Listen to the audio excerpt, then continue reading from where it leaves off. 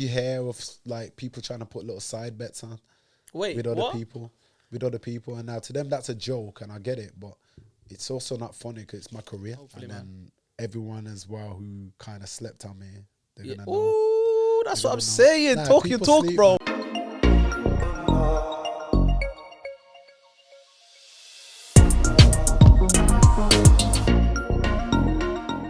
What's going on, people? Welcome back to the After Hours podcast. I've been away for a minute. First, I'd like to give you the reason as to why I was away.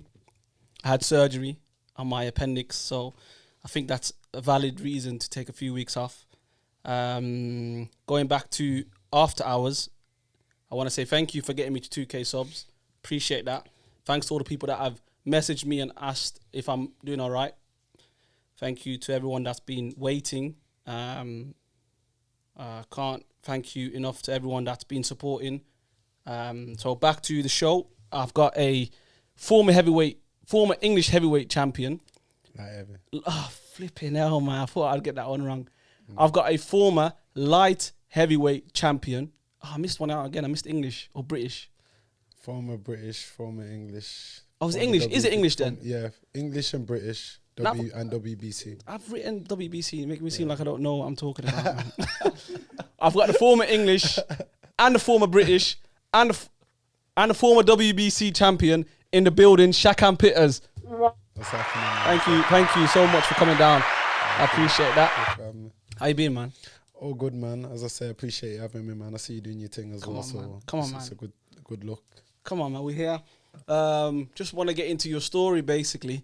I've got a lot of people that are messaging me that want to get into boxing, want to get into sports, football, UFC. I'd like to obviously hear your story from yourself so other people can hear your story as well. Yeah, man, sure. So it's mad, like, boxing wasn't something, like, you see a lot of people, they're in the gym from young, it's their dream and things like that. Like, mine was totally the opposite. Like, I started obviously playing football from a young age of 6. My dad was a pro boxer. My brothers, Amo and Andre, they were fighters, boxers themselves. So, like, I was just basically going to the gym because I couldn't be left at home alone, you know what I mean, at a young age. What age did you go gym? So I walked into a boxing gym at like 7, 8 years old. And what age did you start boxing then? I started boxing, so I had my first amateur fight at 22 years old. So from 8 to 22, you was just in the gym? Yeah, but I went to the boxing gym to use it just for fitness.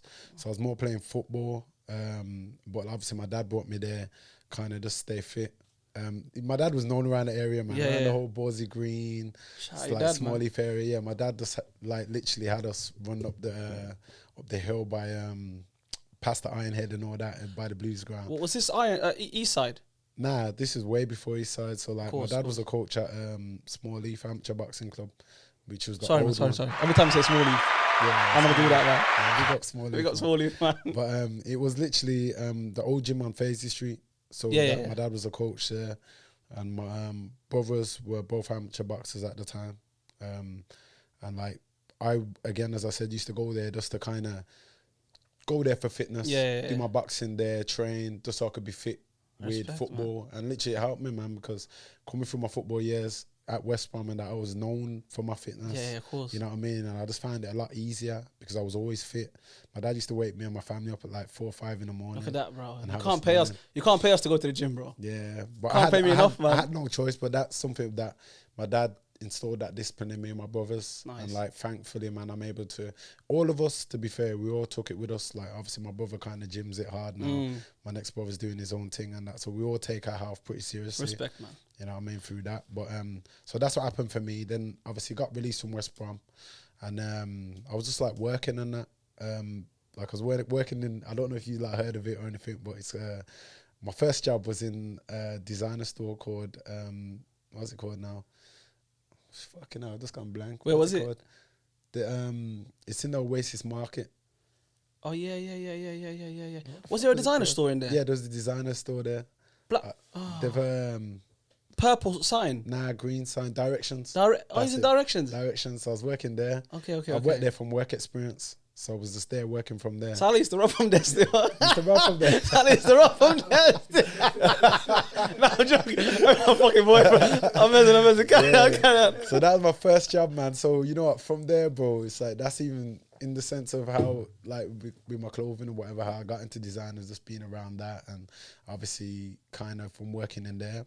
And then, but I always, like, while I was there, it was like I then carried on playing football at other lower league clubs from West Brom. I went Howsall and I was at Hensford and things like that. How was that? It was good, but it just was never the same. Like, obviously, when I got released, like, it just, like, fucked me up, basically. What, at 16? I was, like, 15 when I got released from West Brom. Damn. But, like, it kind of tore me because, like, I just imagine myself, you know, putting on the shirt in the Prem at the time, which we were Cool. Let me ask you a question, because this is what I always thought. You know, because West Brom at that time was a Premier League club. When you get released from West Brom or Villa, or now Blues are not Prem, but West Brom or Villa, doesn't that make it easier for you to walk into all these other clubs? Well, from what I know now, it's a lot more easier. Like, they've got things set up in place for people. So when that does happen, like, they kind of have safety net. Yeah, exactly. Places where you can go back in there and you can, you know, go back into academy and things like that. But back then, when I got released, there's none of that there at all then. So, like, they just let you go? Yeah, they just let me go. And they'd let you go for some stupid reasons. Like, it was coming to a time when it was like, you see, when you're turning 16, they're offering you pro scholarships and things like that. So I got through my first 2 scholarships of the youth, and then obviously coming through to a young adult, and then, like, obviously you get an adult scholarship more when you're like 16, and then that's what, like, literally the weeks before that, I just seen them taking in people into the room. They're just like on your own or with your parent? Nah, I was with, like, my brother at the time, and they told you my brother used to always, like, kind of take me training all the time. Do you know Benji from there? Benji, bold one, black one.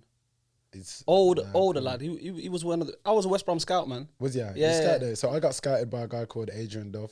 Yeah, okay. I know him. And so, like, I know his dad scouted me. Yeah. But he works there as a scout himself now. So from what I know. And so, like, at that time, like, weeks before, I'd just seen them taking in people and you weren't seeing them again. So, you know, like, it was come to that time when they were releasing a lot of players. And bear in mind, I was a good I was striker at the time for them. I was scoring a lot of goals. I was doing my job. What was the reason? They were just saying something about my technique and things with my technique. Like, the release. You can work on that, though. Yeah, I know, but, like, they generally were just releasing people on anything. dumb things, yeah. They said my technique. That's what I got released from. It was never my attitude. I was always there, 100%, you know, always wanted to be there. I was committed to games. My attitude was good. But it's just like, they were like, oh, your technique, you know. And it's how did that make you feel then when they released you at the time? Yeah, it broke me, bro. Because, like, if you're working to something which is Premier your League, dream there, and, like, then all of a sudden that don't seem in reality like it's gonna happen, then it shatters you. So obviously then when I was going back to other teams, I played right until I was about 21 properly football, and then it's like you kind of lose the love of the sport. You know what I mean? You're putting on different. It is like that. It's that bad, man. That's like bad, man. You're putting on shirts, but it's not that shirt you used to put on, and it's not for me to think that I'm too good to do it or anything like that. You can think that though, but it's demoralizing. Yeah. You know what I'm saying? It's in a changing room full of bums, man. And like I would refer pub boys, but it's like it's like a lot. There's a lot of people who especially went on to do good things in football where I look at now who I played with or whatever now, and it's like I know I was better than you. I know anyone in your academy when like your age group that's made it to a Premier League level. They're not in Premier League. Like a few of them I see they've been in like lower league clubs and things like that now. So it's like obviously they're doing well, don't get me wrong. Yeah. But it's like I feel like a lot of people when they did get released probably had the same effect like I had. Of course. Like where they didn't want to do it and things like that. But so yeah, after all of that anyway, I went into work. I was working at DHL in the factories. Most people were at them times, isn't it? But it's for me, it's like I always knew that I wanted to do something which is, you know, purely based through like sport or myself doing something in life. Like, and that's because it's just how I've always been. Like, I didn't want to be not that anyone, like I have anything against one who works, because everyone has to work in society. But I've just never settled for, I just want to work and then go home and work and go home, because it's like, while I was, for example, at DHL, and I was doing like the packaging for the range cars and things like that. Like, I'm potentially building someone else's dream car. You know what I mean? Like helping someone else was their dream when I could be working on my own dream. But I used DHL in a way to, you know, fund things for me when I did turn to boxing, and it helped me to get to a position then after that where I could just do my own thing. So when you decided to go into DHL, was your thought that already? Did you have that my mindset? thought has always been like, my thought was always like, I can't be there for so long with someone like trying to tell me what to do. You know what I'm saying? In a sense, like when I can go on a holiday, when I can do that. Yeah, but let me, because now this is just a normal general question. Yeah. Most people they like a lot of people that work at the moment, their mindset is or was, I'm gonna get this job and leave. And they end up being stuck there for years and years and years. Yeah. Like, how did you break that mentality, or was Which that never is hard? thought? And don't get me wrong, I was at DHL for about 5 years, so obviously I was kind of in that mentality myself for a bit. Almost, but yeah, it's almost. like I just always had to keep the faith. Like, so I'll tell you, just to bring it back a bit. So when I actually did go to the gym, to a boxing gym, like it took me several attempts to even walk into a gym until a guy grabbed me and he said, "You know what, bro? Come on, man, make it happen. Come in there."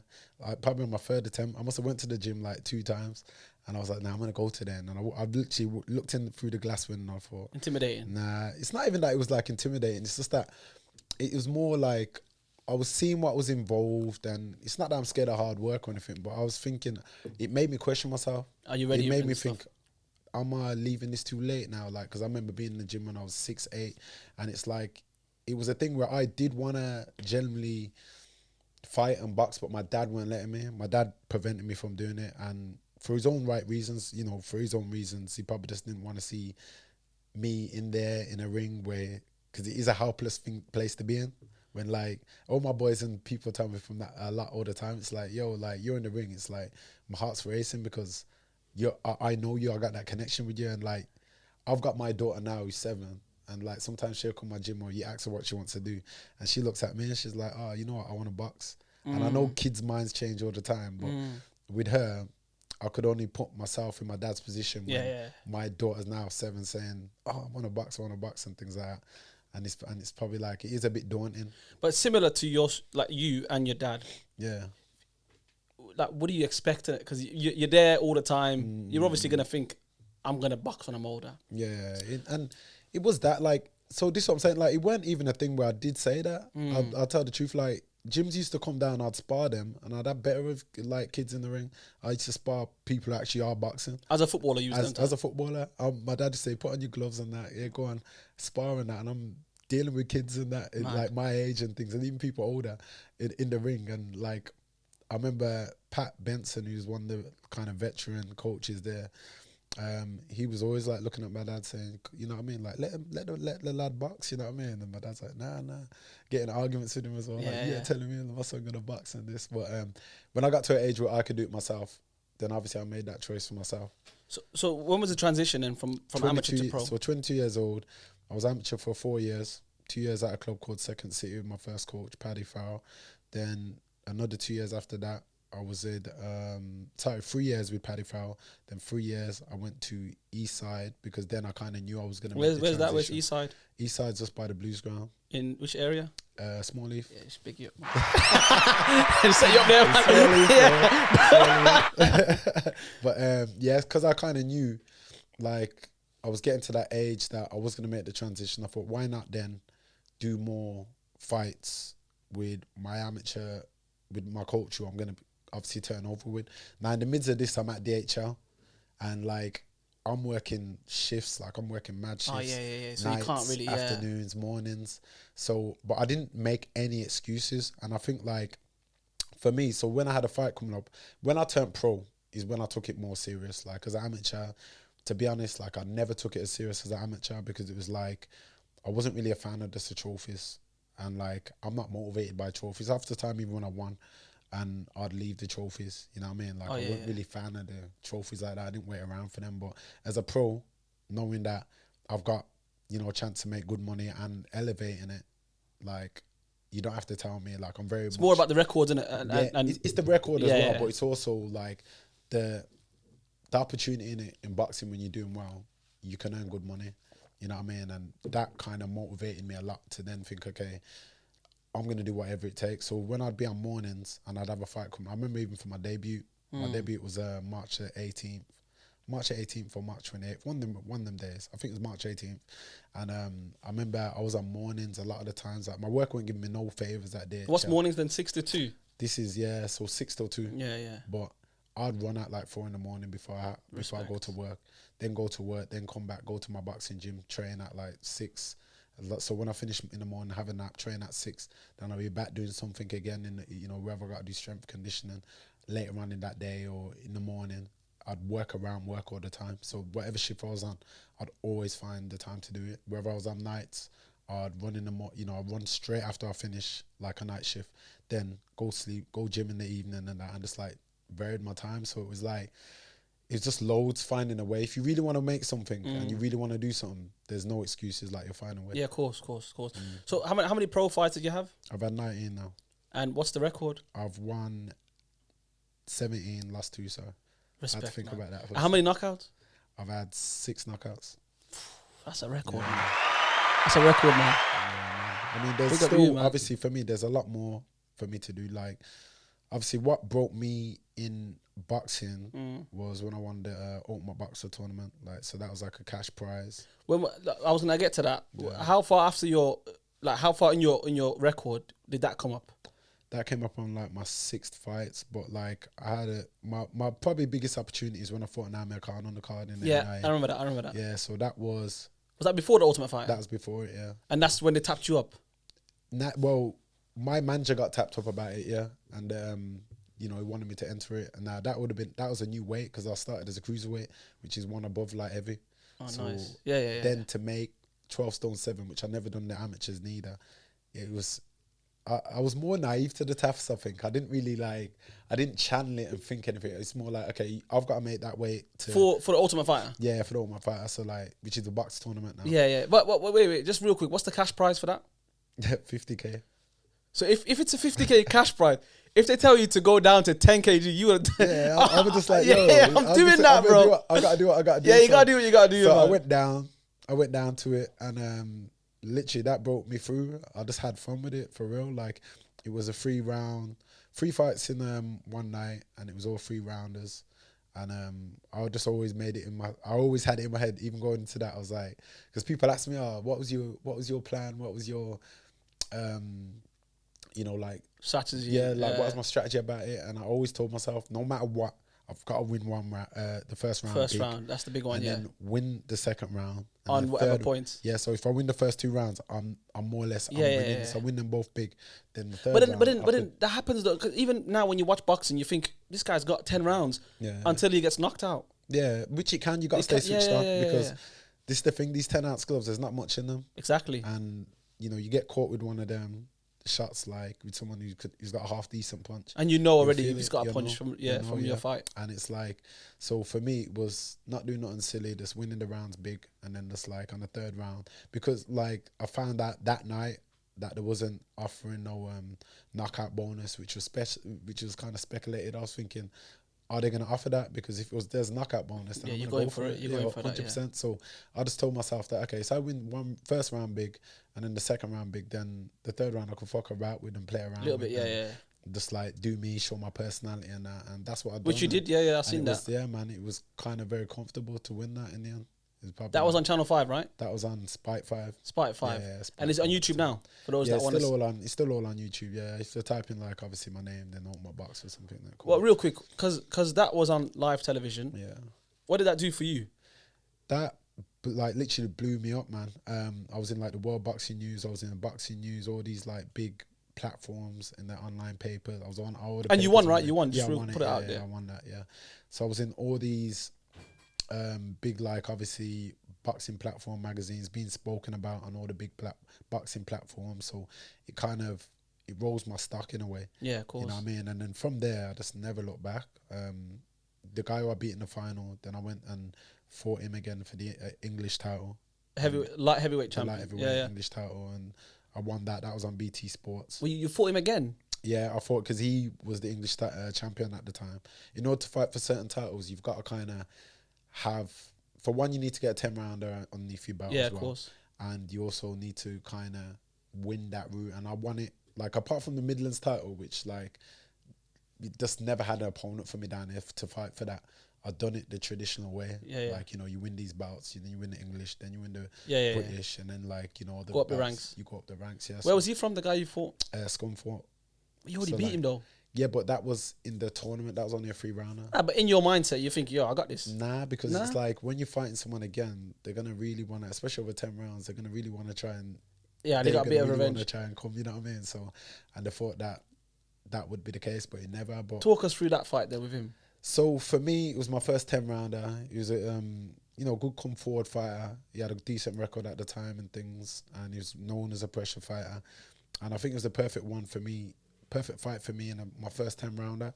But although I watch it back now and I kind of cringe on it because it's like there's bare mistakes I've done. But it's there is not a lot of things like when you're fighting your first like kind of 10 rounder anyway. Obviously after that it's all good, like 12's no brainers in a way then. But when you're fighting your first 10 rounder, and I never really done anything else from that, I was scheduled to do like 6 rounders. And I think 2 of my 6 rounders, I knocked the guy out in like the first and second round. So it was like literally, I never even done the rounds like that. Yeah. So I'm walking into my first 10 rounder where I didn't do a lot of rounds, but I'm working against a champion in himself, a decent kid at the time. And it was a good fight, man. That again, still on YouTube. And, he caught me, I caught him. And it was in London at the time, took a coach load of people. And I was known for it then, having the coaches. Yeah. And it's like a party bus kind of coach. And people be on there, man, the vibing. So I brought a good crowd there. And it was sick. I got the win on that. Nice. And it was good, man. So when you say he caught you, real quick, I just want to know, because obviously we don't box. What's that feel like in the ring? What's that? When you get caught with a jab. When you get, just a jab? Yeah, or even if you get caught with a jab or whatever, like a shot, that's normal in it. But like, you don't want to be getting caught too much. You don't want to be taking too much punishment and anything. You want to dish out the punishment and not take the punishment, to be fair, because you last longer in the sport when you're not taking so much punishment. And me, I want my faculties about me. I got a 7-year-old daughter. I don't want to be stuttering around to her, you know what I mean? And I want to keep, like. Well, you see that a lot now. You see it, sadly. You see it a lot now. Like if you was to put on the gloves that we have to wear, like there's no padding in there. Only padding is the ones that we get when we're rapping. Rap when you're rapping. You've got that layer as well as the leather in there. It's like, it's not like the head's not made to get, to take punches, take any kind of blow, to be fair. So it's one of them you don't want to be taking. Obviously, if you go in the shower, like you're gonna get wet, so you're gonna get a punch or whatever and there and then. But you don't want to be taking punishment, and nothing cool about taking it. What's them guys that are, what are they called? There's people that box, travel. They just bare knuckle fight. Bare knuckle. No. Like they got a record, but they just get thrown in. Oh, journeyman. Yeah. They're the ones that just take the beatings. Yes or no? Yeah, but they are very. How can I say it? Like you'll see a journeyman. There's a lot of tough and journeymen who can take beatings, but they are not necessarily taking so much punishment to the head. Like they're very cagey, so their guard's very good. Like you look at them, you think, oh, he's taking a beating, but he's probably riding a lot of punches. He's he's doing a lot basically to kind of protect himself and keep himself there. But even them, like it's a hard way to earn a living. I'd always say. I can imagine. But you need them, and you've got. I respect anyone first who gets in between the ropes. Yeah. But you need them for fighters who are first coming up as well. Anyway, they need that. They need to start somewhere where they could then edge in and then start fighting more game opponents. And I think for my first like 5 fights or so, that was the frustrating journey part of myself fighting them, because it's like they're not necessarily coming to win, but they're not causing also coming to even trying to throw much punches. So it's like when you're fighting cagier opponents, it's hard to then get. They just want to frustrate you, innit? It's frustrating, yeah. But you obviously keep your head. You just get the rounds in and that, and you have to take each fight as a learning curve and keep learning from it, pushing forward. Yeah, I always say like boxing, UFC. When you see them walking in the ring, you think they don't even look too happy about it. They're just probably there to do a job. Yeah, a lot of them have got other jobs on the side. Probably they have as well, but a lot of these journeymen actually earn decent money as well. If they're fighting every other week and that, they're earning decent money, man. Little 4 or 5 grand or whatever fighting. I'll take that. Yeah, this is what I'm saying. Like, I'll take that now, bro. As long as they don't get knocked out, they're all right. Like, what happens if they get knocked out? I'm sure they still get it. No, like they get their money, but like then it's like they're suspended for a month. Okay. You've got to kind of the boxing board don't then let you carry on for a knockout, because anything could be wrong with the brain or whatever. You know what I mean? So they don't let no one do that. They let you have the time off the whole month and then go again. Now you mentioned your daughter, man. I see you got her on your shorts sometimes. Yeah, all the time. She's on my shorts. Respect, man. All the Respect. time. What does that mean for you to obviously have that in the For ring? me, I think like my daughter's the reason why for my success, because it's like she's like everyone. Like I always say, everyone has their reason for why they do something in life, and that's my reason why I do everything in life. For me, she kind of made me the man I am. You know what I mean? It's a mad. Every parent would understand, but it's your responsibility the day you hold your child for the first time. You hear all these mad stories as well, like people when they have their first kid, like they broke down or they're crying like and that, and with joy. And if that was to happen, it happens. But like, yeah, for me, holding my daughter that first time, it was just like, okay, like I'm actually now responsible for your, for your future right here, and I could set you into a good light. So I take that title seriously, and like for me that was all I needed. When I ever feel like, oh, I'm tired, it don't matter, we're getting the running shoes on, we're getting the work in, we're going to the gym, and that's my reason for everything. That's what I do. Sorry, man, I need to pause that, man. That's big still. That's big. So now obviously with every success story and every win, there are some losses. So tell me about, obviously, because now it's former, how did that come about? What happened there? Yeah, the only title I lost was the British, innit? But obviously the other ones had to vacate and give up and things like that. But because like when you're fighting for the other titles, then they strip them off you. Yeah, that's how it works. Yeah, that's how it works. So like, so now if you're a WBC champion, and you got a WBA belt, so I had the WBC, but what happens with that as well, like when you're not active enough, which I ain't been active as much in this recent. They'd sometime with that kind of bout anyway, they just kind of vacate it themselves. Like I keep the belt, like obviously I got the belts and all that at home, but it's like they'd vacate that to free it up for someone else then to. So does that go to someone lower than you, or someone else had to fight for it now? Yeah, someone else. So some people just fought for it the Saturday gone. I think some Argentinian guy just won or something like that, so he's got it now. Well, you can just get it back when. If I really wanted to go back to fight for it, but like for me, I'm kind of looking ahead. I want to kind of, break and get other belts, you know what I mean? Like other belts I ain't got or I ain't won. So I'm kind of looking more forward with that now. Like all these belts for me, I use as platforms to try and then, elevate into other belts and put myself in a better opportunity to then, hopefully one day for myself, fight for one of these world titles. You've already got the one in it. You've already got the WBC. Even if you lost it, you can say I've already done that. That's like an international title, but that's more just to try and help work on my ranking, that was. And then obviously through that, push onto other bouts. Like you've got more meaningful bouts for me. Like you've got like the Europeans, you've got the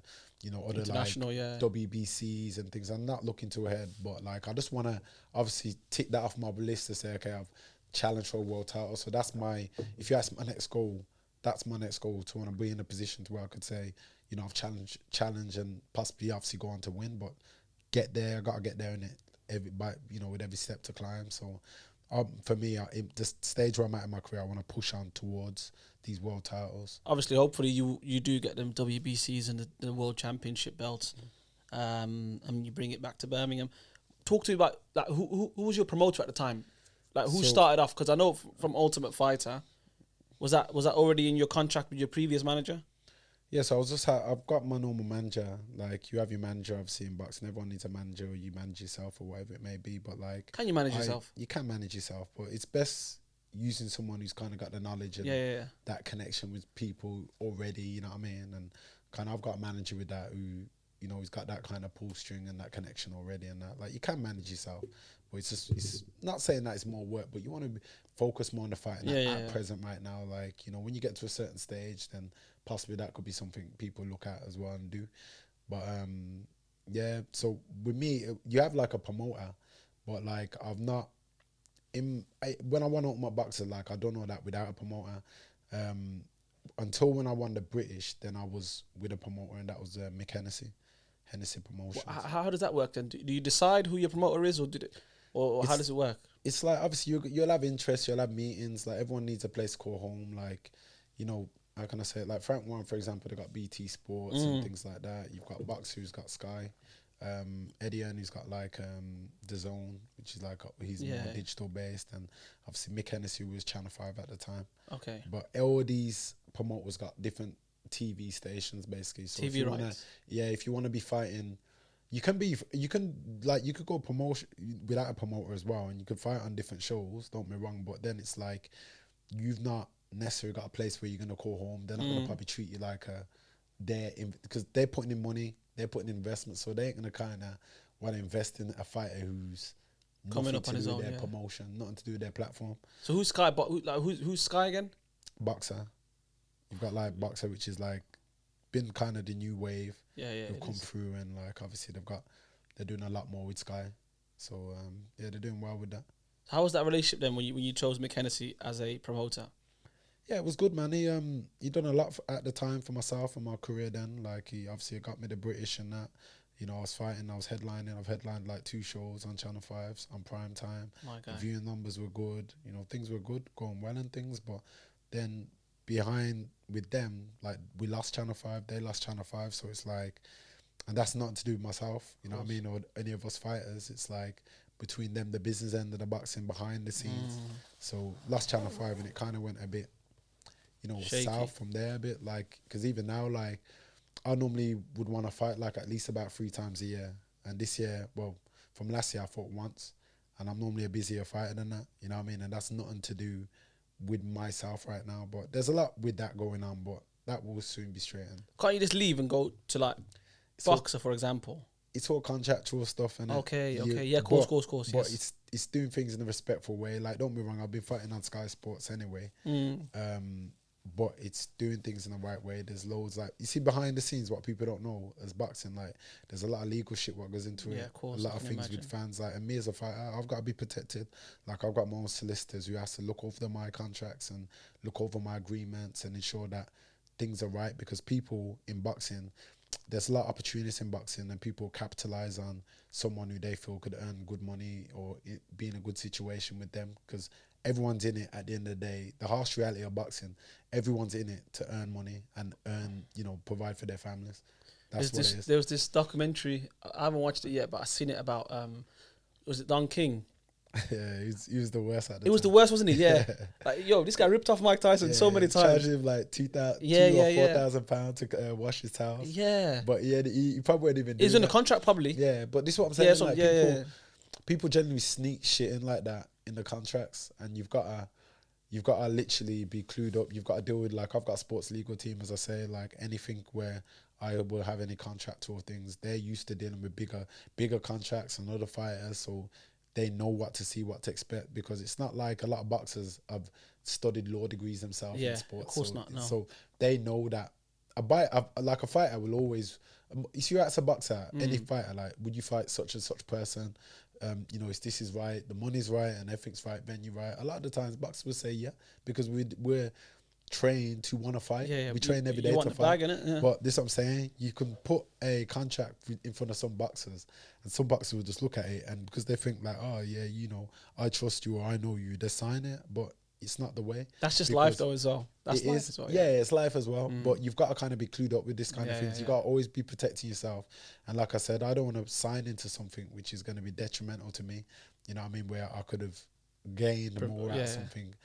Like, I'm the one running, I'm the one in the gym training, I'm the one having to fight through chip knuckles, or if I get on, you know, if I go down, gotta get back up and do all that. So why do I want to then give someone everything? You know what I'm saying? Because there's people out there, if it's in a legal document, you're binded by that legally, so you've got to be clued up, man.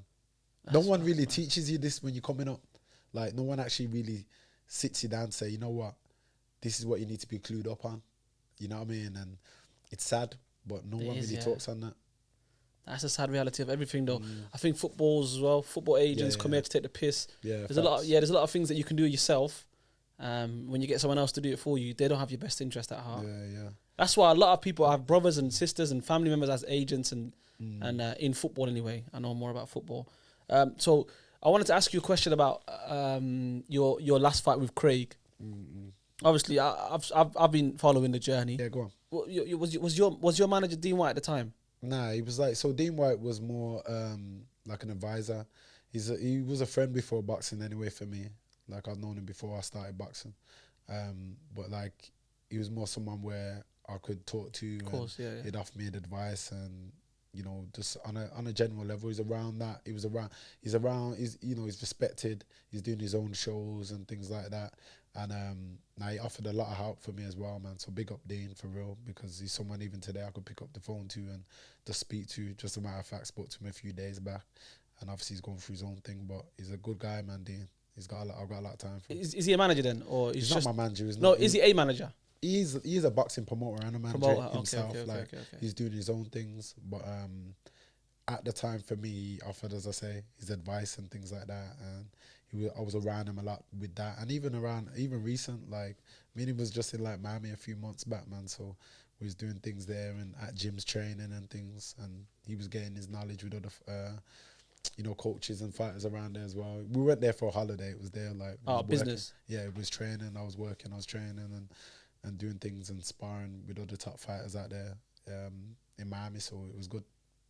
See, when you say that, because there's a lot of perks in boxing, flying over to Miami, doing this, doing that. Like, do you pay for that yourself, or? Yeah, like, but it's a thing where I've got sponsors on board with me as well who help me out with these things. Like, it's a thing where you do generally obviously have to pay for yourself, but like in boxing as well, you're doing decent or whatever it may be. If you could get yourself some good sponsors on board, like one of mine's Everlast and things like that, you're all right. You're in a good position when you got sponsors who will fund or help you with other things, you know what I mean, like that. So it's good. Let me just ask you a question now, because a lot of people are watching this now, and you're given game at the moment. So a lot of these contractual things that you said, someone should be looking over it, and the sponsors. Just so I could ask, so they know, how does that work? Then the sponsors, what happens when you have a sponsor on board? It's a thing where either they approach you or you'll be talking to them or whatever, and then through your platform, like with me, because I fight on TV, it's a lot. It's more, how can I say it, with the view numbers what we get in TV, it's more beneficial for them to get their product seen that way through me, one person, opposed to like 11-a-side football team, if you get what I'm saying. I'm fighting on TV, so it's just me one in the ring, you know what I mean? And then obviously I have my interviews or I have my press conferences. And you're wearing and it. I could either wear their things, like I wore like, suits for a previous company as well. And like... What, to give you a suit?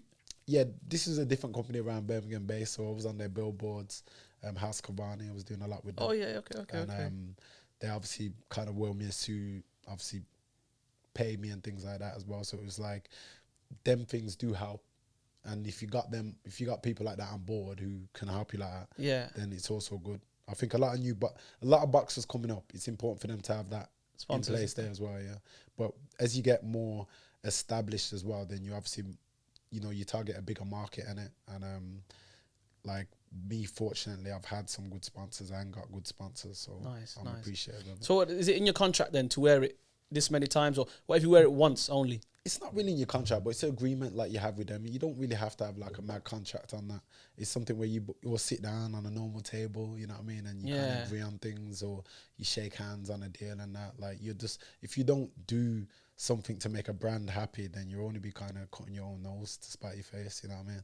You want to be keeping them happy, you want to be working with them and things like that. So it's in your best interest for you both just to work alongside each other. Obviously, as long as it's something which isn't going to go against my own like beliefs and things like that, then it's all good. You watched that? Have you watched that movie, King Richard? I've watched it. You watched it? The tennis one. You see when she gets a sponsorship deal? Yeah, I've watched it. They give it like 400 million right there. Here you go. Yeah, it's but that's just to wear like Nike or Adidas and stuff. Yeah. And I always wondered, what if you wear Nike? What if you're sponsored by Nike and one day you just turn up in Adidas? I don't think you can do that. I don't think that would work. But if Nike are trying to pay you 400, I don't think you can wear anything else. I don't see why you'd want to wear anything else. Like, if a big brand like that's going to pay me money, and that's all I'm wearing. To do that, then cool. I'll be wearing all your thing. I'll be pushing everything what you want me to push. I wear Nike anyway. Like, I kind of find their boxing boots comfortable, like the most comfortable for me. But if it's another brand approached me like Adidas or whatever it may be, and wanted me to wear their garments and that, then you're wearing it for free anyway. You know what I mean? Yeah, and you'd wear. Yeah, that's what I'm saying. For free, but if they're paying you, then I ain't gonna be fussing about that for sure. Definitely won't. I'm in the shower with the Nike thing, man.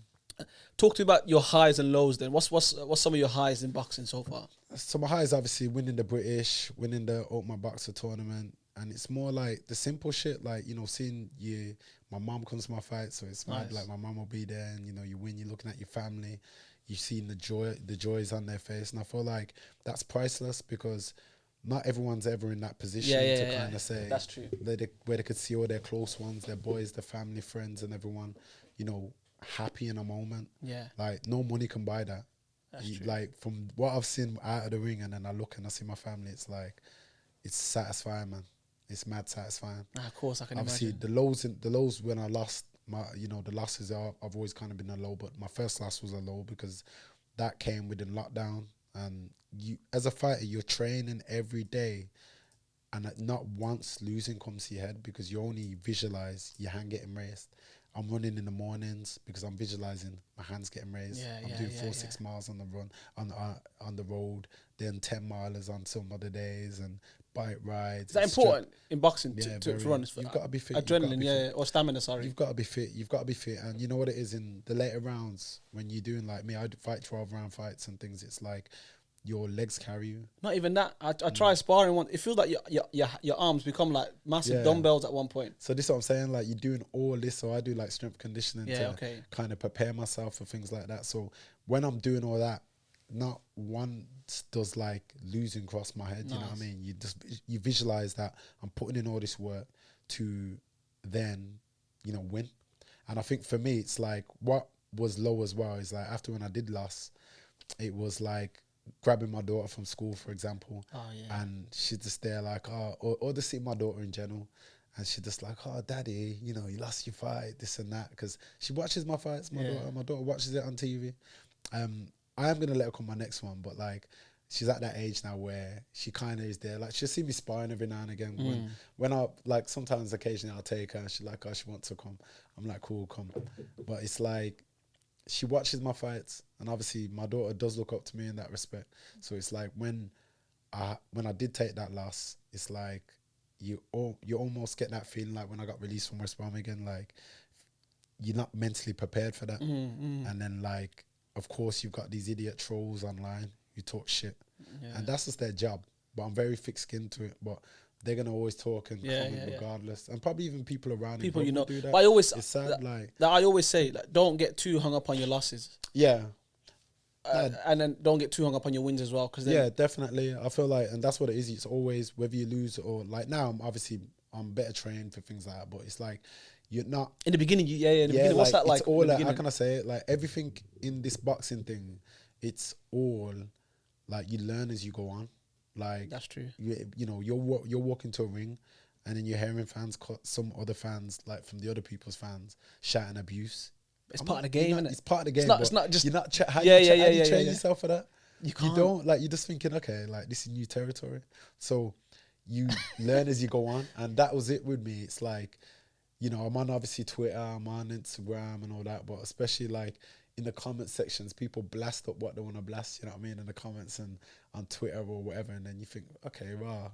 But for me, I use that to fuel me, and I think, okay, it's fine. I'm gonna come back, and you're gonna see. Yeah, that's true. Like I'm gonna shut you up. So that's for me. I think it's part of the game. It is part of the game. Like, don't get me wrong. It's I'm part not of the gonna game, lie. Like, I think I've jumped in a few comment sections as well sometimes. Yeah, and but said, yo, this guy today, man. But everyone actually does it. Yeah. Like, everyone actually have, and it's like, I'm not like, for me, I'm not trying to be on, oh, I'm going to fight everybody or I'm going to message everyone back. Like, I ignore it, obviously, but it's like sometimes people honestly forget that you're human as well. Yeah. You know what I'm saying? like, yeah, that's true. You're but human. Have you not had an opinion about, obviously, I know you support United. Yeah. Have you not had an opinion about a United player? So this guy was fucking shit today. Yeah, but you know what it is though? For me, I'm not going to go on that player's profile. No. Not on his profile. No, I'd never do that. Yeah, like, he's time talking for that. Just like, yo, cool. Or even on Twitter, like, yo, Anthony, get him off today. Yeah, but you know, Partey is never better than Casemiro, some shit like that. Do you know what I mean? Like, you know opinions. I've never been like, obviously, look, I respect everyone's opinion. Like, I see people even be close to me, and I've got real ones close to me who say, you know what, Shaq, you could have performed better. Like, my own brothers will pull me up on that, and I'm like, yeah, cool. So I'm used to positive and negative criticism which is gonna help me. So it's not a thing that I can't take it. But when you've, for example, just lost or you're going for a moment in life, that's sometimes the last thing you want to go online to look at. Of course. But it is part of life, and it's something where you've got to be mentally tough in this life. You've got to take that. You know what I mean? Like anyone else, man. Like, I have my days where I probably feel down. You know what I mean? Like, you have them days. Yeah, of course. Some days you don't want to hear people's shit, but it is it is with life, comes with life, and it is what it is, man. Like everyone goes through tragedies, not and even everyone goes through bad things. Yeah, well, that everyone goes through that, but not everyone. And this is sick as well. So you see when footballers or boxers, I'm gonna like sway towards footballers because I know more football. You see when they get the criticism online and they get all the hate and they get all the bashing, like they get it because they're at a level now where, yeah, of course, you know what I mean. When they do well, they will get paid millions. You know what I mean. So when they do bad, people do get at them, and I agree. People shouldn't be in their personal DMs and that because now it's getting worse. Now there's a lot of racial stuff that people are saying, and that's getting ridiculous. I don't think I mean, for me, as I say, man, I never look at it like, oh, why is someone saying that? Yeah. Like, to me, like heavy is the head, when innit? people, when people are fans, everyone's entitled to their opinion, and when you're like, I'm fighting on TV, people are gonna see what I'm doing. The boxing fans are gonna have their opinions, you know what I mean, and that's also okay. But for me, it's like, okay, it's more of a mindset. Okay, look, Shaq, get your shit together and get shit better. So I'm not mentioning that as in like that's Why is it happening? like, it's like I know that's gonna happen. That's fine because when I'm winning and things are happening, people are singing the praises. So you gotta take the good with the good and the bad with the bad. You know what I'm saying? Yeah. So it is what it is, though. Who's some of the fighters that you look up to now? In the game, what, like current fighters or are you talking All together? What's your top three? Okay, so for me, I would say, so I grew up in the era from watching Mike Tyson. Okay. I was always watching Mike Tyson. He's the man. And then, like, obviously, because when my dad was boxing, I was watching Thomas Hearns as well, Thomas Stateman Hearns. And he's someone actually I keep in contact with now. Like, it's mad. Like, he's someone I look up to in the fighting game. He's someone who pop me up and talk to me. So, and offer his advice. So you'd be stupid not to listen to a legend. I'll take everything on board. But I look up to him. But Mike Tyson was a beast, man. I just liked how his aura was and things like that. And obviously, it's got to be Muhammad Ali up there as well. Yeah. He's like a people's champion. His confidence and him being around the people, how he was, his aura. He just like literally fragranced any room with his happiness, you know what I'm saying? But and his energy. No, I agree. Muhammad Ali is a big, obviously, he's everyone's favourite. But I think Mike Tyson would have fucked him up, I think. What, Muhammad Ali? Yeah. I'm not really, well, they're both our legends now. Of course. They're both our legends now, but I wouldn't really like, I don't really talk much on the legends because like, it's kind of like that it never happened. So it's opinion in it. Like we could say, many will say Muhammad Ali probably outboxed him because he was a good boxer, he was nimble on his feet, and then others will think that, okay, Mike Tyson catches you in your prime. Yeah, it's over. It's done. He had that about him, but he did lose as well. Like, it's okay, obviously, to lose. Like, a lot of fighters do also take losses, unless you're like a Mayweather, who's obviously a special fighter. But in this day and age, definitely Mayweather's up there as well for me. And even Tyson Fury, man, like, I feel he's for what he does outside the ring as well, he does a lot. You know, people don't notice that in regards with mental health and how he talks open about it. Because as you get older, like, I never heard mental health at all when I was younger. Same. As you get older, you realize that, okay, this is actually within us. Like, it's here. Mental health is here because, you know what, when you're going through so much in life, where you have deaths in the family, and you know, you as you take in the good and the bad of life, it affects you. It affects everyone in some form or way. And if you don't know how to channel your energy in a positive light or anywhere differently, it'll weigh heavy on your heart. It would. Now I think mental health's always been there, but before people didn't know what it was. Didn't know what it was, man. Definitely. Yeah. And like, you have your challenging moments, and it's not everything's like hard. Say I have my challenging times, I'm not going to blame things and be like, oh yeah, it's mental health. I'm going to think to myself, I know I'm aware of it, and I know that people go through it. And I know, for example, even I'm very open, like after my first loss, it was something which kind of put me in a low place. So I was in a very low place, and then obviously it's like people around me who kind of got me out of there and helped me, and it was like, all right, cool, like I'm back to where I need to be, and you know, you take it as it is, innit? But what you always got to remember as well in boxing, like, losses may occur. It's a part of the journey. Exactly. Legends of loss. It's a part of the journey. You get back on and you go, and then people look and say, but you've achieved a lot, but you can achieve more. But it's something about, like, when you put yourself in the actual situation, you don't ever want to get content. You don't ever want to think to yourself, you're in a way where you're content, because that's where everything can pass you. Like, I'll look back at my career once I've retired or whatever it is. But for me now, there's so much work to do and so much for me to do and achieve and win. Now, we'll get to that. All the other things that you do. Just quick one real quick. What's your thoughts on the YouTube boxing? you know what? Fair play to them. I always say it, like, you know what? They're seeing a gap in the market, and it's just sad how business is, because there's fighters who can be doing it all their life, and then you get someone like a Jake Paul or whoever, a KSI, who will probably make more money than that whole fighter is made in their whole career in one fight. But again, fair play to Jake Paul as well, though, because like, although he's been doing the YouTubing and KSI to some extent, but more Jake Paul, he's actually become an okay boxer. He's sick, you know what I'm saying? Like, he is sick. He's become alright. It's like, and He's become alright. So it's like, fair play to him. I seen a bit on Instagram about him and Tommy Fury. Yeah. Is that confirmed? Do you know anything about that? Yeah, that's happening next month in February in Saudi Arabia, I believe. Someone hit me up about having tickets to go there. Huh? Early Feb or? Feb I think in the 20th or something like that. 28th or something. That's a big fight. That's a big fight. But even then, like, I might actually, someone's hit me up about going there. Like, I've seen boxing, some people will be able to pull strings, get tickets and do things and sort out accommodation and things. So if that opportunity is there, then I may go. Like, I've not got no other reason to go Saudi Arabia. Go, man. So it'd be probably good just for their experience and being there and things like that. But I'm not a hater, man. Anyone who's making money and and doing something, fair play to them. What's that Mexican boxer? Oh, he's a fucking bad boy. Canelo. I know he's a hater. I know he's a hater. He said it a few times on Twitter. I read it. You know what it is? He's a bad boy boxer. Yeah, he's a bad boy, but I think like... But he's a hater. With certain, like, you remember, like, someone like Canelo he turned pro at like 15 or something in Mexico or something. So he's pure boxing. So he's got to his stage through pure boxing. Yeah. And no nonsense. When you've got YouTube, man, like I know. He's possibly making more money a fight than what Canelo would make. Yeah. You know what I'm saying? And that's the thing where someone like him will be sour about that. Because you have to think about it. Like, to some extent, a lot of people were like, even a lot of the legends were sour on Mayweather for a very long time. Why? Because Mayweather was the first one really cashing in, like, what, 100 M's a fight and things. But he was putting it up himself, wasn't he? Yeah, but he's putting up checks he ain't even cashed out. And remember, legends used to, like Muhammad Ali's and that, used to do 15 rounds a fight at the time, and they probably were getting something under a mil, if that, back in them days. You know what I mean? No one was making that kind of money in boxing. So when you've got someone like a Mayweather who's just cleaning out like that, he was. Then I think everyone, like, the whole world wanted wants him to lose. Yeah, and that's why people, and they still do. Yeah, whenever he fights, people want him to lose. But of course, that's what makes it bigger. That's why they watch him, and that's what adds the O's on your check on it. When you've got that charisma to you, and you know you got the Conor McGregors, you got Mayweather, you got all these other people, and people generally watch fights because they want you to lose. And even with people who may know me, people watch because they've got an interest of knowing me. Now, I'm not saying everyone who watches me, or probably even people who buy tickets, will want me to win.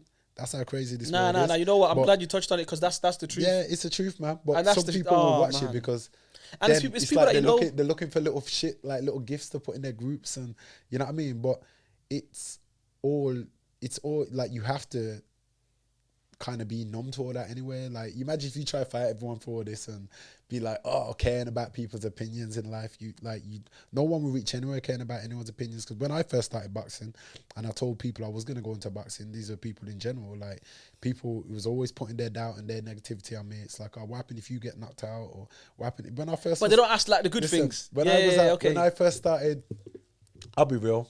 See, when I first was at DHL, yeah, there was like, I wasn't really getting support from work. None of that. It was like, what, asking for time off, like a week time for fight off, or even you trying to use my own holidays for work. No. It was mad. So I was like, all right, cool. Then I've got myself in a position, I feel like, when I did fight in America. Oh, you sponsored them, didn't you? Yeah, so this is the thing. So this is the thing. So for one of my fights, they sponsored you, they sponsored me. And they come to that fight, and obviously it's like, I think that's when the seriousness got into it for them, like, where they looked and thought, okay, shit, Michael Buffer's over there. You've got all these people who they see on the TV and all these people, and they're like, flipping out, Shaq, he's just a DHL worker, but now you're fighting on this card. So I think that's when they kind of took me a bit more seriously. Yeah. And then after that, any holiday, you got it. Yeah, holiday, I was getting looked after. They're giving it to you. 2 weeks off and all that. We'd pay, I can say that now. We'd pay all that. So I was getting looked after. But to be fair, like, now, like, I am cool with them kind of people who were there. Like, you know, the top managers who are there now, and they kind of do come my fights now, still even to this day. But at the time, man, I think that's, again, it's not impersonal, but it's just how life is. Like, people in anything, even with your podcast, bro, you're gonna get to a stage when people are gonna probably be like, yo, I want to come on, I want to do my thing, because people support what's popular. People support what's popular and what's actually doing well. Like, people don't want to put in the groundwork with a lot of people in this world and then say, you know what, I want to be a part of your journey, like, you know what I mean, and then be there. It's when you're doing something that you well established and people want to do. But again, I don't take no offense to it. Like, I appreciate everyone's support. Whether you don't come to my fights and you don't get a ticket and you watch it on TV, I still appreciate you. You know what I mean? Because it's like, you know, you're still taking your time out to watch me do something I enjoy doing. Like, I enjoy training, I enjoy fighting. So, and the messages I do get, you know what I mean, and the support I do get from the city, it's amazing when people obviously do want to message me and hit me up and things like that. So it's a good look. It's humbling. So Shaq, you touched on Miami. Was that when you sparred Mayweather's dad? Because I've seen that on your Instagram as well. Nah, that was over here. Like, so I was in Miami. I was out working with Sugar Hill. Oh, nice. Obviously, he's Tyson Fury's coach as well now. But I was just out there doing some work with him. Jake Paul's coach now as well. Is Jake Paul's coach? I think he is. I'm not too sure. I think he might be. Yeah. I think, you know what it is. It's important to be teachable in it, and I think that's why I'm also realizing in my own career. It's like to go to different gyms, go to different setups, different places around the world, and be teachable, to gain knowledge from other places as well. Doesn't mean, you know what I mean, I'm just doing these things to better myself, and, you know, training, like I've trained in Dubai, I've trained in Miami, I've took my camps different places, so it's good to, you know, get different climax experiences. Different climax, training different climax, and also be in different gyms, see how they operate, see what they do differently. And I'd love to go to Russia soon. I'd love to go there and obviously do some work out there, because I know they've got some mad militant training out there as well. He won yesterday, the Russian, or from Dagestan. Yeah, Dagestan. Isn't it? I think he's from Russia. Was he Russian? Yeah, Beterbiev. Yeah. That was a good fight, wasn't it? Good fighter, man. But I think, you know what, like, credit to Yard as well. It was a good fight, man. I thought Yard would win. I thought Yard would win in the end. Yeah. I think like Yard showed a lot of heart, and he answered a lot of questions. He shows he's got a good chin.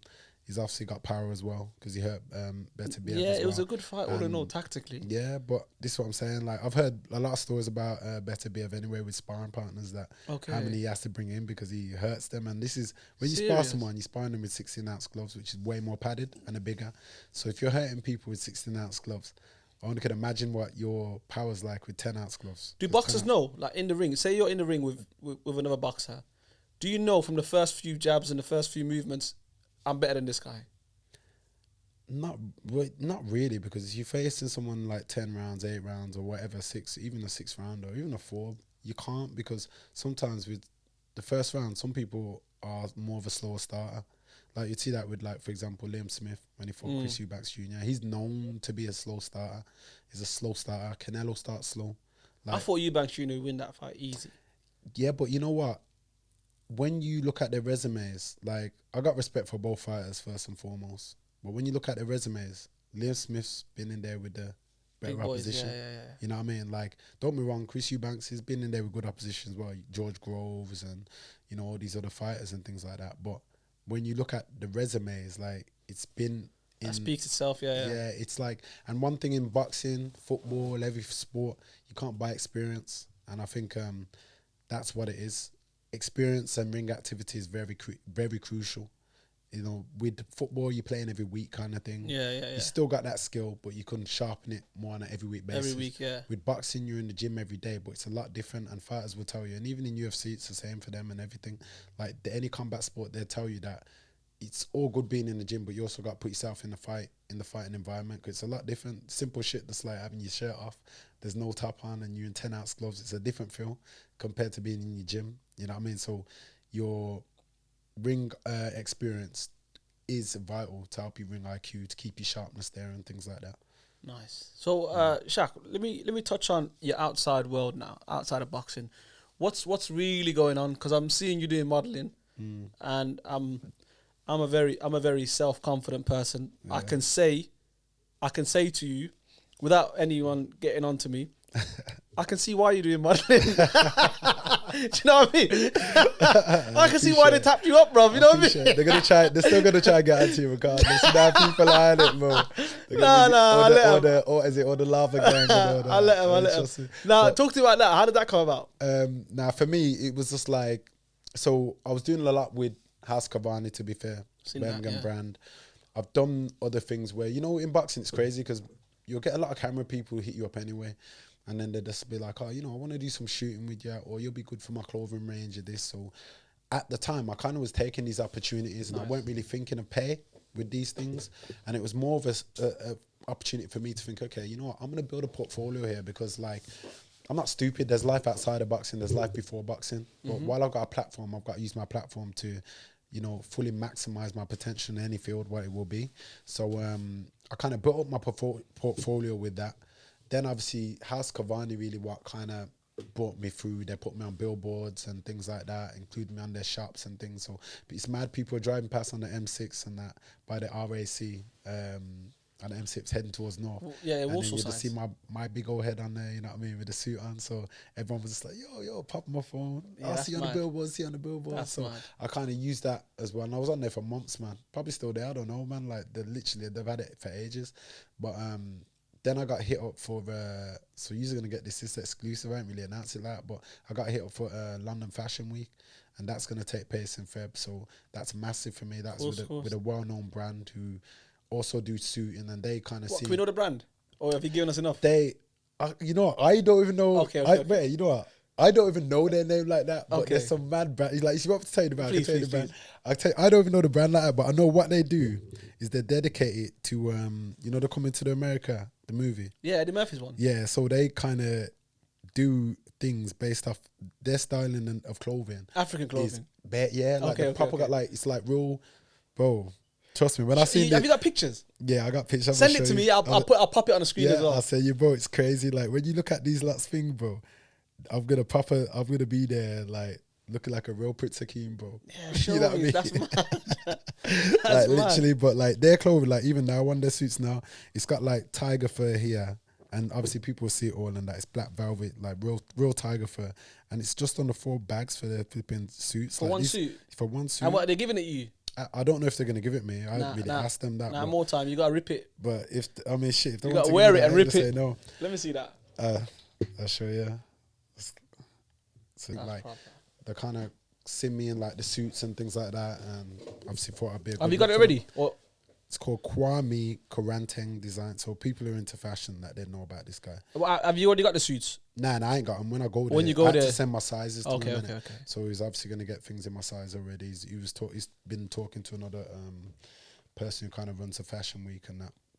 And I've been liaising with them and things like that, and sent my sizes over and that. So I'm looking forward to that, man. I've never done catwalk and things like that, but they're saying, like, obviously, she's like, you need to get there early because I'm telling you, she's like, they're gonna love you. You're 6'6". Yeah. You know what I mean? They're gonna love you, so you may even get other opportunities. Yeah, exactly. Trying to think. So for me, it's a big opportunity, and it's something that I've always wanted to kind of get into and do. So it's kind of fell on my lap that.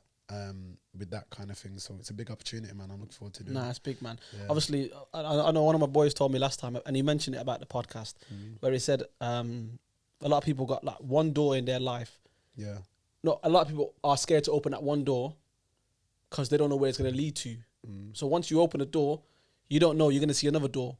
Yeah. And then you open that door, you might see another door. So you got to take the opportunities. So this might be one door for you. I just think people are scared to fail. Yeah, that's what I mean. People are scared what other people think, and people are scared. And that's why, like, when I did say, like, and it's no offense to anyone, because listen, I may have to go back to, you just don't know how life is. I may have to go back to work. I may have to work. It's nothing against no one working, but I think that everyone who's working and in a job, man, like, we're all on this world and we all got a special talent, and it's just unlocking that talent. And I think, like, you've got to be your biggest fan in everything. You know what I mean? You cannot be scared to, like, how do we all more or less know how to swim? Or some of us don't, but how do we know how to swim? Because when we put ourselves in a situation as kids, or however old you was, you had to learn how to swim. Yeah. Now, in life, you've got to learn how to also take failures, take positive criticism. Like, I'm in a role where people look at me and, like, they be like, oh, nah, people don't say this or say much, like, you're doing well, this and that, but it's like, a lot of people in the field, I'm my coach every day. We're not working on what I do good. We're working on what I could do better.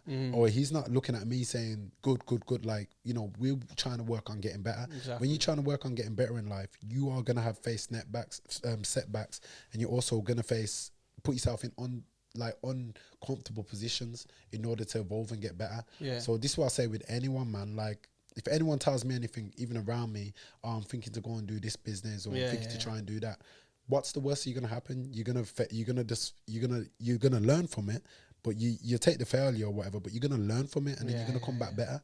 Like I said, boxing was never my dream. I'm a normal guy from Birmingham. I used to car mine cars when I was younger. Man, them around Smalley will tell you that, bro. Smalley.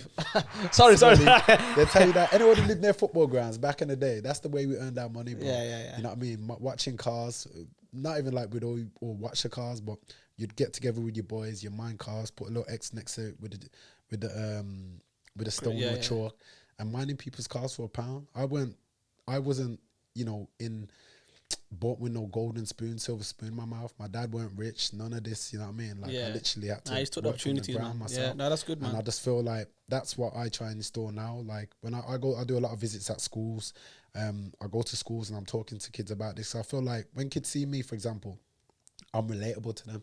You know what I mean? Like they look at me and I tell my story. I didn't grow up in no, well privileged area. You know what I mean? Like, what school did you go? Oh, you went GD, innit? Yeah, I went free. So from in my school days, I was a bit bad, man. I went 3 different schools. So I went Hudgel first. I went Hudgel. You went Hudgel. I went Hudgel, so I was there. So Hudgel was mad when I was there. Hudgel was mad when I was there as well. It was mad. So it was always like, you know what used to happen? Like, I don't know what used to like. What year was you in Hudgel? From what year to what year? I got suspended from Hudgel in year 8. Okay. Literally, I was only there probably for a year, but my brothers were there. But it's like I used to always be fighting there, man. And it's not even like I was just this bad kid. It's just that I didn't know how to adapt with other people. I never had the best of jokes, and I went good at. You see, when someone in class, like people in class would. Now Hudgel was bad. I know why you thought Hudgel was bad. People used to banter. Like, see, I had no comebacks when I was a kid. Like, my comeback was like, all right, fuck it, we'll just have a fight then, because you're actually winning this discussing match. You get me? So I'm like, fuck it, we'll fight. And my brothers used to always hear all the time about, your brother's gonna fight, Shaq's gonna fight, and it's always on the playground. But that's how we handled shit. But literally, there it used to always like kick off as well. Then it used to be like Asians versus blacks back then, and stupid shit like that. And as a kid, you entertain it, and I got suspended, man. Just literally caught up.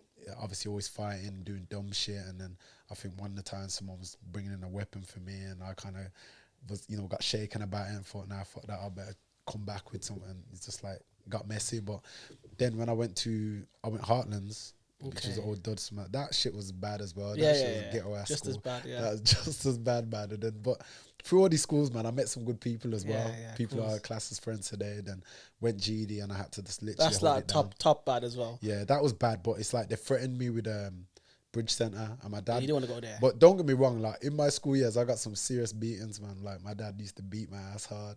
You know what I mean? Like he took it. So wait? Because I need to ask about fucking KSI's thing. You seen him crying about his dad beating him?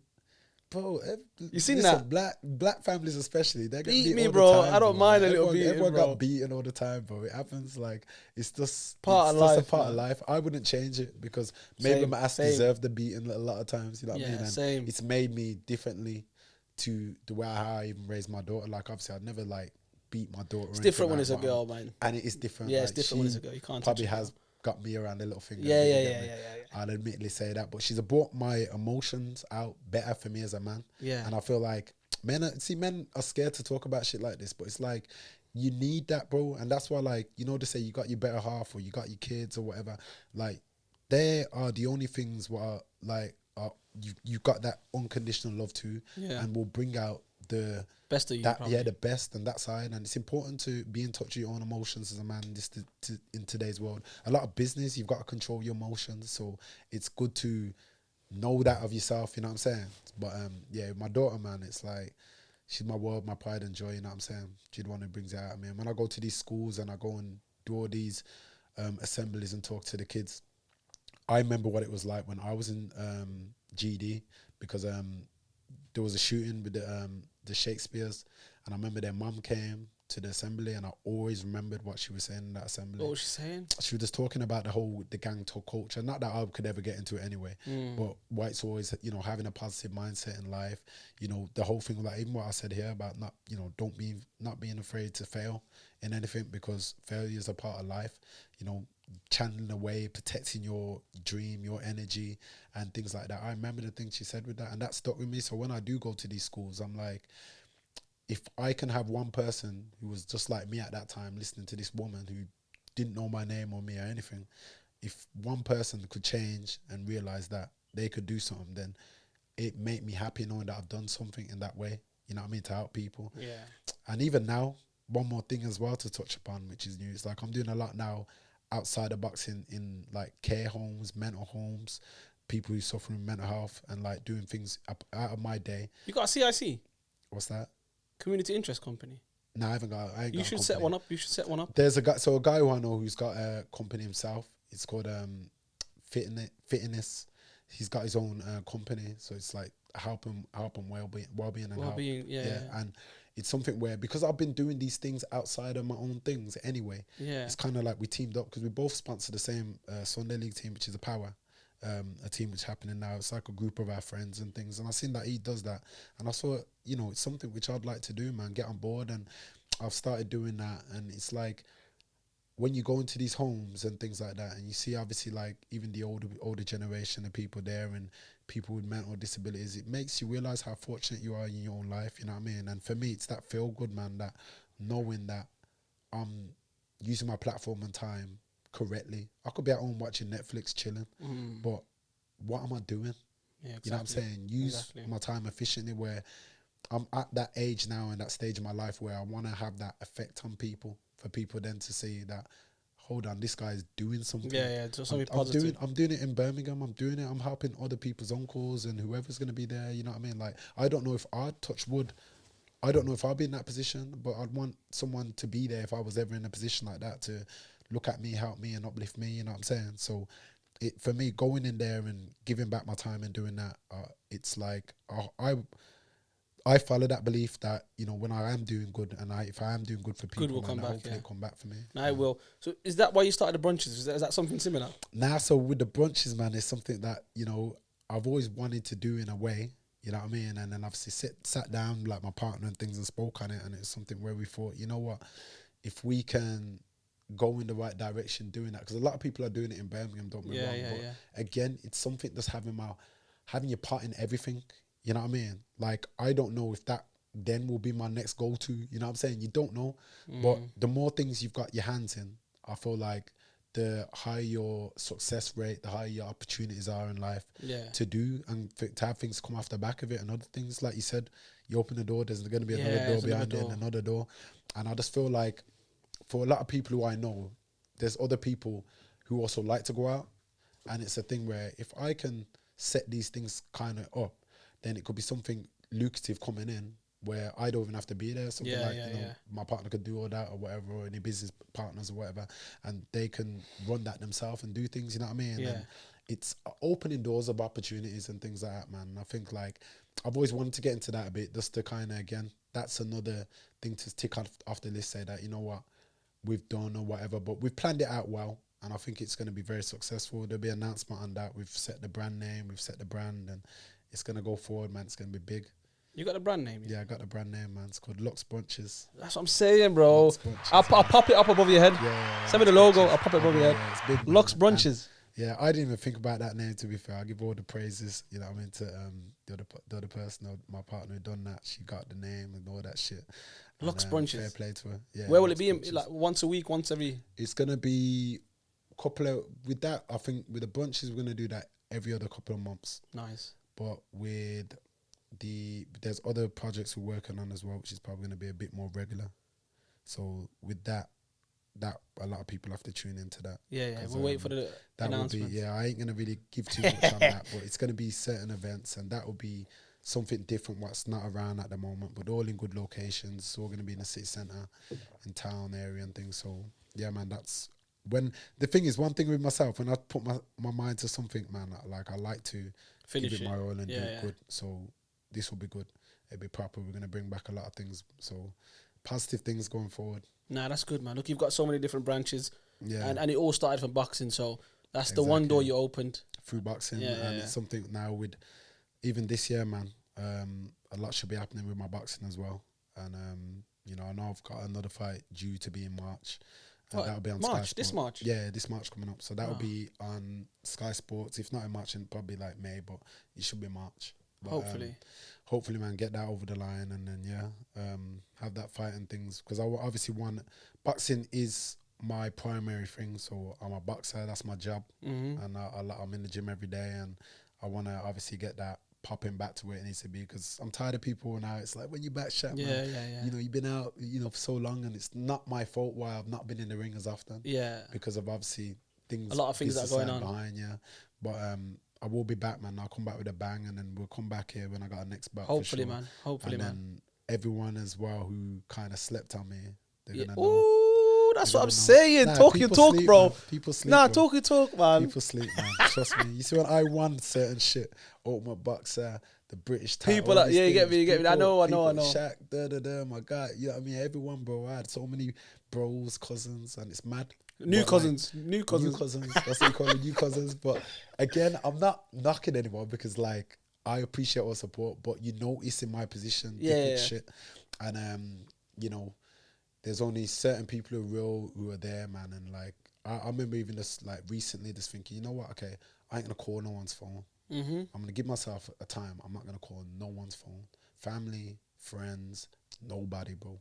And then like, there's certain people who called me, and I was like, okay, cool, I know what it is. Nah, you know what what? I'm saying? You know what them ones? That's like, risky, man. That's risky, nah, because you you know what? gotta- You'll end up not getting a call for like 2 years, bro. Yeah, but you gotta do it, bro. You know, sometimes you need that reality check to yourself, where you can think, you know what, if I'm passed out in my own place, who's gonna call me? Who's gonna reach out to me? Who's gonna? I seen something. I seen something the other day on Instagram. Listen to this. This is fucked. There's one family that said NHS have abandoned their daughter because they found her dead at home 3 years later. Man, too. So where was the family? They found her skeletons in the house. And then they come on the news and said, NHS have abandoned my daughter. Why are they not looking after it? Bro, you haven't gone to her property for 3 years. You can't talk on anyone else. Yeah, it's mad, bro. It's crazy. So it's That's only, why, you know, even your family, bro, you gotta more be. time I wear the Apple Watch, man. You got Apple Watch. Yeah, I got Apple Watch, yeah. You know, if this like, if your post was to stop, it automatically sends a signal to 999. I ain't set that up. It does that. Does it automatically? Yeah, automatically. If it doesn't detect your pulse on your wrist, it sends a 999 call out. Yeah. I swear down. The smart watches, man. So what if you're not wearing it? Then it ain't They- gonna do it, okay, bro. okay, Ain't okay. gonna detect your pulse. You actually gonna keep it on now all the time. I'm innit? gonna leave it on now forever. Yeah, man. Nah, but you Definitely. touched on something there, man. That's just part of life, man. It is. That's It's just not, part it's of not life, even yeah. like I'm angry towards anyone, because I'm not. I really am. But I just think sometimes you need to reality check, like kind of G-check yourself, and understand that you need to know. Like, I need to be clued up with every aspect in my life. You know what I'm saying? Know that who's there And who's not there? Yeah. and and it's okay. Like, it's Yeah. okay. Like, I do understand everyone's busy in their life. There's my close boys who have always been my close boys, who are always going to be there for me. You know what I'm saying? And that's what matters. Like, it's important to know that. So when you've got that kind of people in there, you want to keep them close to your heart and things like that. Yeah. But like, it's also important to know. And like I said, I could go back in messages with certain time stamps in my life where I was like, wow, okay, I seen this guy's energy and these things, but now it's like, it's different. But there's an important saying I'd always say to people, like, you will always be the last person to quit on yourself. You yourself as a human being, like, everyone else around you will quit on you, but you're the last person to quit on yourself. Don't ever quit on yourself, because that's how it always That's starts. important, that. Your That's flame. important. If your flame dies out, you die with that. Nah, that's important, because you probably think they quit on me, I'm just gonna quit as well. Yeah, and that's naturally Yeah, what it is, because some people, like I say, you've got to be your own biggest fan in this life. You've got to be your own biggest fan, and you've got to be your own cheerleader. Supporter, bro. yeah. You've got to, because like I said, in anything in life, how all these people became successful, it started with themselves and their own brain, their own dream, and them working to do something to get better. You know what I'm saying? So yeah, man, people have to really like look into themselves sometime and be teachable. have that accountability to themselves, but also know their surroundings. It's important. Make sure you drop some gems, man. Make sure you pick up the gems when you drop on your way I'll out. pick 'em up, man. You drop some gems today, I'll leave them, man. Drop them, man. I'll leave that, man. Now you dropped some good gems there, man. Yeah. Now you know what you said is fucking. I was watching an interview on Talksport with Leon Edwards, and even he was saying when I brought the title back home, I've found some new cousins, man. Like I'm getting calls from people I didn't even know, and they're like, "Yo, I'm your dad's cousin. I'm your dad's. Yeah, I'm your uncle." And it happens. It's part of life. When you're up, you're up. People are up. You see that guy as well, man. Like I don't know Leon personally like that. I know more Fabian like because I've sparred with Fabian, and see what it is like. A lot of the UFC fighters, they come. Yeah, they do boxing, innit? Yeah, because to learn on their stand up and do better, they naturally spar a boxer. So like they want to kind of do that. So I've sparred like Fabian more. Obviously, I've seen Leon on the circuits what he done. I seen him literally the other day, man.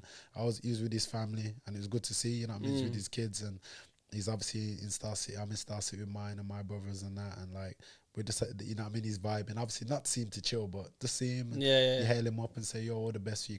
Big up him, man. But like a story with him as well, you know his mum. His mum used to work at DHL when I was there, and she's a lovely woman, man. Like I used to see her on like night shifts and things, and she'd always like I just used to talk to a Jamaican lady, so I used to talk with her normal, and I'm like, yeah, you know, do my boxing. I used to literally upload some of my stresses, and I'm like, these like pissing me off here, man.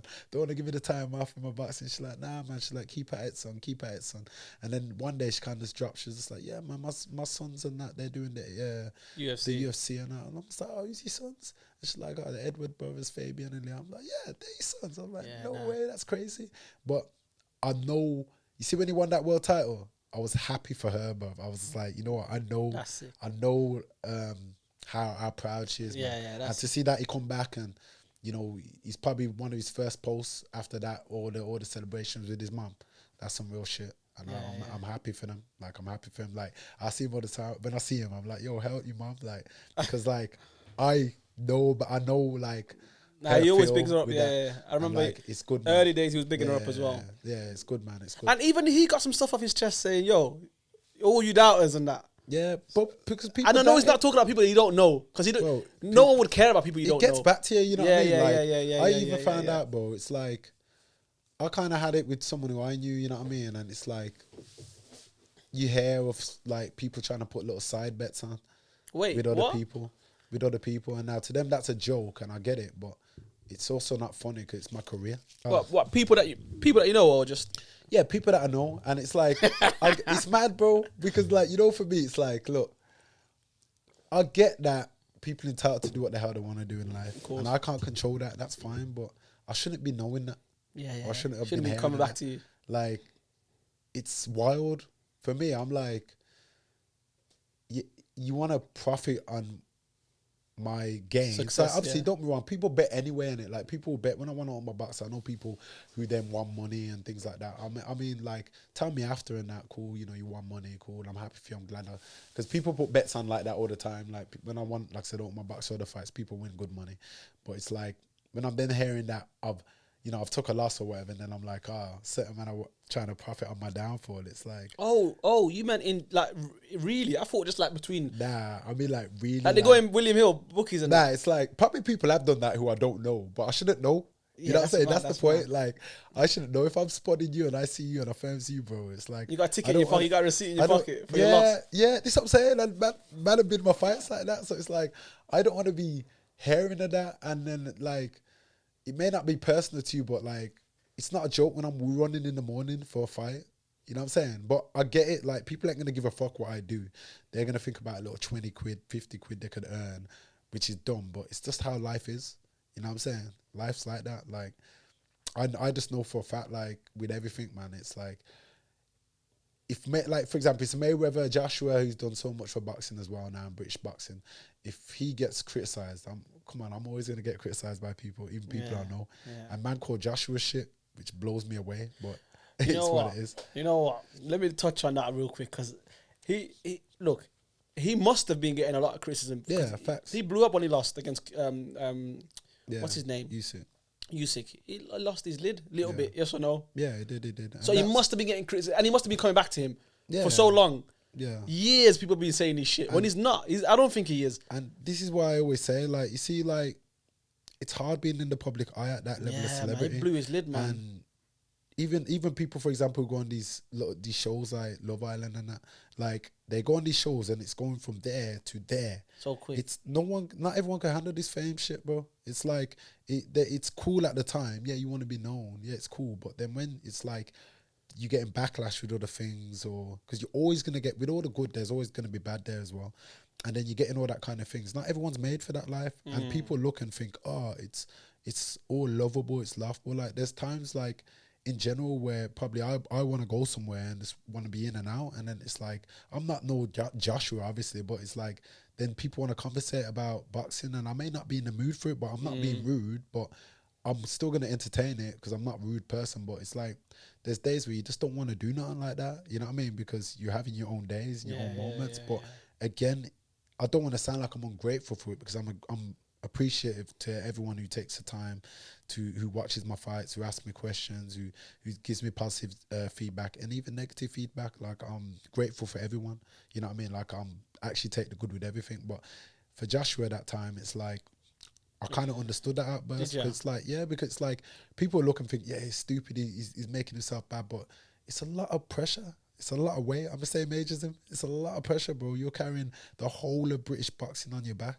which he has done for a long time. Before him, it was Khan. Khan was doing it for a very long time.